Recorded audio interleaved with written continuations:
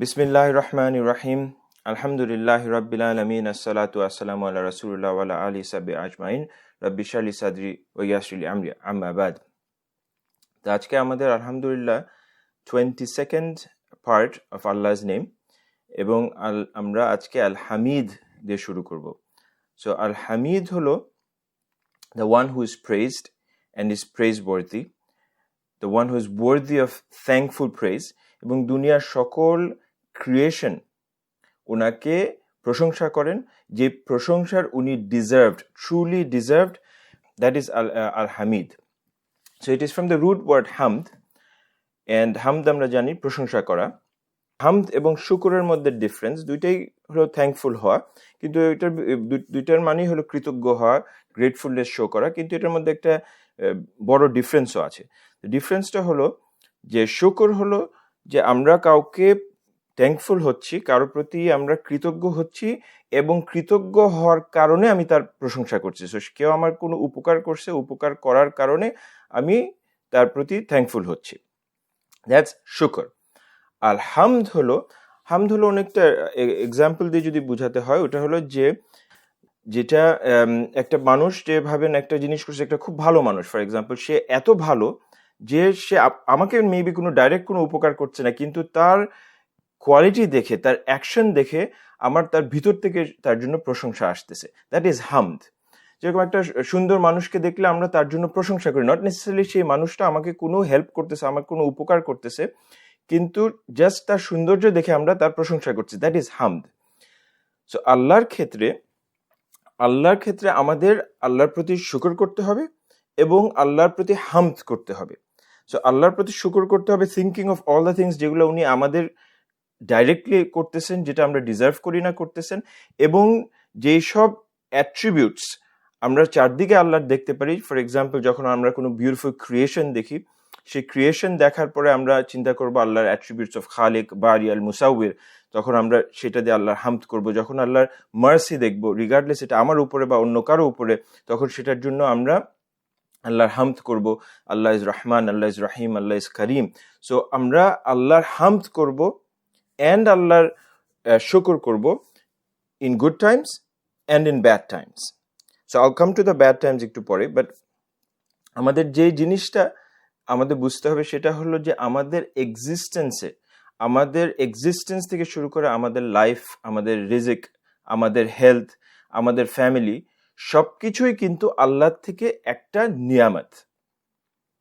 কোথায় আমরা শুরু করব, কোথায় শেষ করব, প্রত্যেকটা জিনিস আল্লাহ থেকে আমাদেরকে একটা নিয়ামত, এবং সেটার আমাদের প্রশংসা না করে, আল্লাহর কাছে শুকরিয়া না করে আমাদের আর কোনো কিছু করার কোনো উপায়ই নাই।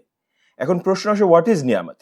রাইট, আমরা নিয়ামত শব্দটা সবসময় ব্যবহার করে থাকি, কিন্তু অনেক সময় এটার অ্যাকচুয়াল অর্থটা আমরা বুঝি না। সো ভাবেন, একজন চাকরি করতেছে, সো চাকরি করার পরে সে চাকরির বিনিময়ে যে স্যালারিটা পাচ্ছে সেটা নিয়ামত না, সেটা তার প্রাপ্য, তার ডিজার্ভড, দ্যাট ইজ নট নিয়ামত। সো ওই লোকটা কাজ করলো $1,000 তার স্যালারি পাওয়ার কথা, কিন্তু $1,000 জায়গায় তাকে $1,00,000 দিয়ে দেওয়া হলো, দ্যাট ইজ নিয়ামত, দ্যাট ইজ আনডিজার্ভড গিফট। সো আমাদের লাইফে যেই সব জিনিস আমরা ডিজার্ভ করি না, অ্যান্ড টু বি অনেস্ট কোনো জিনিসই আমরা ডিজার্ভ করি না, আল্লাহ ইজ করিম, আল্লাহ ইজ ওয়াহাব, সে কারণে আমরা যে জিনিসটা আমাদের প্রাপ্য না, সেই জিনিসটাও আমাদেরকে আল্লাহ গিফট দিচ্ছেন, অ্যান্ড দ্যাট ইজ নিয়ামত। ফর এক্সাম্পল, আমাদের হেলথ, আমি কি করছি এই ভালো হেলথ পাওয়ার জন্য, আমি কি করছি যেটার জন্য আমি এই ডিজার্ভ করি ভালো হেলথ, কি করছি যে কারণে আমি ডিজার্ভ করি গাইডেন্স, যে আল্লাহ আমাদেরকে মুসলমান বানাইছেন, হোয়াট ডিড আই ডু যেটার জন্য আমি এটা ডিজার্ভ করি? নাথিং। ইট ইজ সিম্পলি আল্লাহর নিয়ামত, আল্লাহ আমাদেরকে জাস্ট গিফট করে দিছেন, আল্লাহ ওয়াহাব। যখন আমাদের একটা দাঁতে ব্যথা হওয়ার আগ পর্যন্ত আমরা কিন্তু সেই নিয়ামতটা বুঝতেছি না। যখন দাঁতে ব্যথা হয় তখন আমাদের চারদিকে নিয়ামত আছে, সব নিয়ামতের কথা আমরা ভুলে গিয়ে খালি চিন্তা করি আল্লাহ আমাদের দাঁতে ব্যথা কেন দিল। whereas আমাদের গ্রেটফুল হওয়ার কথা, কৃতজ্ঞ হওয়ার কথা, যে আল্লাহ এতদিন দাঁতে ব্যথা দেন নাই, এটা একটা গিফট। এন্ড যদি দাঁতে ব্যথা দিয়েও থাকে, একটা নিয়ামত যদি আমার একটু কমতিও হয়ে থাকে, what about all the other নিয়ামত যেটা আল্লাহ দিয়ে রাখছেন, যেটা আমি ডিজার্ভ করি না? আল্লাহ চাইলে সেই নিয়ামতগুলোও তো সরাই ফেলতে পারতেন, কারণ আমি তো ডিজার্ভই করি না। সো যখন আমাদের লাইফে কোনো ডিফিকাল্টি আসবে, তখনও আমাদের আল্লাহর প্রতি কৃতজ্ঞ হতে হবে। কেন? Because of everything else around it, all the other নিয়ামত যেগুলো আল্লাহ দিচ্ছেন। এন্ড যে এই যে বাকি এতদিন ধরে আমাদের নিয়ামত দিয়ে আসে, দাঁতের ব্যথাই বলতেছি, যার দাঁতে ব্যথা হয়েছে সে বুঝবে যে দাঁতের ব্যথাটা কত কষ্টকর। সো এই যে আমার আজকে দাঁতে ব্যথা হচ্ছে, হোয়াট এভার যে 40 বছর 30 বছর যে দাঁতে ব্যথাটা হয় নাই, সেটার জন্য আমার আল্লাহর কাছে শুকরিয়া করতে হবে না? বাকি দাঁতগুলোতে যে ব্যথা হচ্ছে না, সেটার জন্য শুকরিয়া করতে হবে না? সো আমাদের একটা মুসলমান হিসাবে, মুমিন হিসাবে সারাক্ষণ আল্লাহর কাছে কৃতজ্ঞ হতে হবে। ইন গুড টাইমস আমরা আল্লাহর কাছে আলহামদুলিল্লাহ বলবো, ব্যাড টাইমস আমরা আল্লাহর কাছে আলহামদুলিল্লাহ বলবো। এবং আমরা যদি সত্যিকার অর্থে ঠান্ডা মাথায় আমরা যদি চিন্তা করি, প্রত্যেকটা জিনিস আল্লাহর নিয়ামত, এবং প্রত্যেকটা জিনিসের জন্য আমাদের শুকরিয়া করতে হবে। এবং আল্লাহ বলছে যে তুমি তোমার আশেপাশে যত নিয়ামত আছে সেগুলো যদি তুমি কাউন্ট করা শুরু করো, তুমি কাউন্ট করে শেষ করতে পারবা না। সো দ্যাট ইজ হোয়াট দি নিয়ামত অ্যারাউন্ড আস ইজ। এবং লাইফে ডিফিকাল্টি আসলে সবর করার জন্য ফার্স্ট স্টেপ হলো শুকর। আমি যদি আমার নিয়ামত কি আছে আশেপাশে যদি নাই বুঝি, আমি কিভাবে সেটার জন্য শুকর করব? আর যদি আমি শুকর না করি, তাহলে কিভাবে আমি সাবর করব? যখন আমি আমার নিয়ামতগুলো বুঝতে পারতেছি, তখন আমি শুকর করতেছি। তখন যখন সাবর করার সিচুয়েশন আসবে, তখন আমার জন্য সাবর করা অনেক সহজ হবে। বিকজ আমি আমার চারদিকে দেখছি অফ অল দ্য থিংস যেগুলো আল্লাহ গিফট আপন গিফট আপন গিফট আপন গিফট দিয়ে রাখছে, একটা গিফট দেয় নাই। যখন সব গিফট দিয়ে রাখছে যেটা আমি ডিজার্ভ করি না, একটা গিফট দেয় নাই, how can I be upset about it? হ্যাঁ, তার মানে তা না যে দুঃখ করা যাবে না। দুঃখ করা is a total separate thing. দুঃখ করা যাবে, আল্লাহর কাছে চাওয়া যাবে, কিন্তু আনগ্রেটফুল হওয়া যাবে না। আমাদের কমপ্লিট স্টেট অফ শুকরে থাকতেই হবে। আল্লাহ সুবহানাহু ওয়া তাআলা আমাদেরকে সেই তৌফিক দান করুক যেন আমরা আমাদের আশেপাশের সব নিয়ামত যেন বুঝতে পারি, এবং আমরা সেটার জন্য শুকরিয়া করতে পারি, এবং আমাদের যেন আমরা থ্যাঙ্কফুল হতে পারি, এবং আমরা সাবর করতে পারি। সো মুসলমান, ইন সামারি, একটা believer will always be thankful in good times and in bad times. They will do shukr and they will do hamd. আমরা প্রত্যেকটা সময় আলহামদুলিল্লাহ বলবো। এখন আলহামদুলিল্লাহ বলার মধ্যেও আবার টোনে ডিফারেন্স আছে, রাইট? সো অনেকে ভালো সময় যখন জিজ্ঞেস করে ভাই কেমন আছেন, আলহামদুলিল্লাহ, খুব ভালো। আর যখন খারাপ সময় আসে তখন বলে ভাই আসি, আলহামদুলিল্লাহ আসি। নো, এইটা বললে হবে না। আমাদের আলহামদুলিল্লাহ বলার সময় মন থেকে বলতে হবে আমরা কি বলতেছি। আমরা আসলে মিন করে বলতে হবে, আমার নিয়ামতের কথা চিন্তা করে বলতে হবে আলহামদুলিল্লাহ। বিশ্বাস করে বলতে হবে যে আল্লাহ আমাকে ভালো রাখছেন, আমাকে this is the best possible situation, Allah আমাকে ভালো রাখছেন, এর থেকে ভালো রাখা পসিবল না। It is simple as that. এবং যদি হাইপোথেটিক্যালি স্পিকিং আমাকে যদি আমার লাইফের কমপ্লিট কন্ট্রোল দিয়ে দেওয়া হয়, কমপ্লিট অথরিটি দিয়ে দেওয়া হয় যে আমি যা চাবো সেটাই হবে, আমি যেটা মনে করব সেই জিনিসটাই হবে, তাহলে লাইফে কি হবে? আটার ডিস্ট্রাকশন হয়ে যাবে, আমি ধ্বংস হয়ে যাব। কেন? বিকজ আমার জন্য কোন জিনিসটা ভালো আমি কিভাবে জানবো? আমার তো সীমিত জ্ঞান। কিন্তু আল্লাহ যিনি সব কিছু জানেন, যিনি খাবির, যিনি আলেম, যিনি আলিম, সব কিছু জানেন, ফিউচার জানেন, পাস্ট জানেন, প্রেজেন্ট জানেন। আমি তো এই ওয়ালের ওই পাশে কি আছে সেটাই জানি না। আল্লাহ সব কিছু জানেন। সেই আল্লাহর উপরে ভরসা না করে আমি নিজের উপরে কিভাবে ভরসা করব? সাহাবীরা বলতেন যে কিয়ামতের দিন যদি আমার মা আমার হিসাব করতেন, আমার জাজমেন্ট করতেন, I would have been more fearful. কিন্তু আমার সেই কারণে আমি আশা আছে, বিকজ আল্লাহ জাল জালাল আর রহমান আর রাহিম আমার হিসাব করবেন, because he is the most merciful, he is the most রাহিম, হি ইজ দ্য মোস্ট করিম। কিয়ামতের দিন উনি মুমিনদের জন্য রাহিম হবেন, মুসলমানদের জন্য রাহিম হবেন।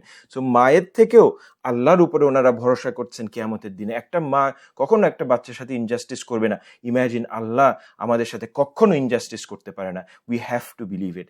যখন আমাদের লাইফের ডিফিকাল্টি আসবে, সেই ডিফিকাল্টির পিছনে ডেফিনেটলি আমাদের ভালো আছে, সেটা খালি মুখে বললে হবে না, ইয়েকিন করতে হবে, মনের ভিতর থেকে আমাদের মানতে হবে। একটা ছোট্ট স্টোরি আমার লাইফের। সো আমার একটা এমপ্লয়ি ছিল এবং was very close to me, এবং there was a time I had to lay him off, and it was very difficult laying him off.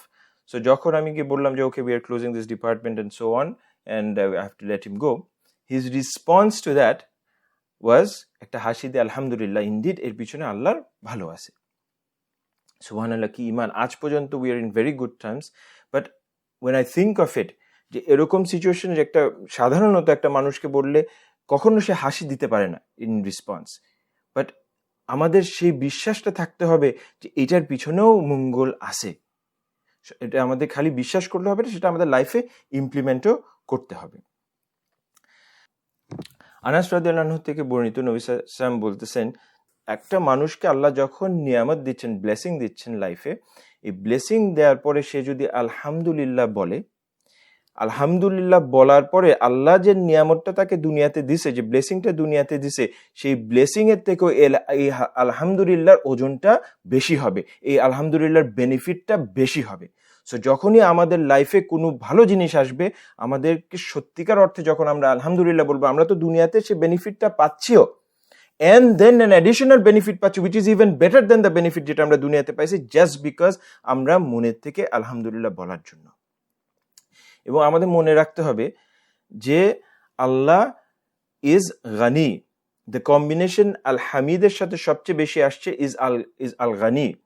So তার মানে হলো যে আল্লাহ আল হামিদ, যে প্রশংসা পাওয়ার প্রাপ্য, এন্ড আল্লাহ গানি, আল্লাহর কোনো প্রশংসার প্রয়োজন নাই। Allah is rich, Allah is enough, Allah is sufficient. আমি এই 2 পয়সার মানুষ আল্লাহর জন্য প্রশংসা করলাম কি করলাম না, এতে আল্লাহর কোনো যায় আসে না। কেন যায় আসে না?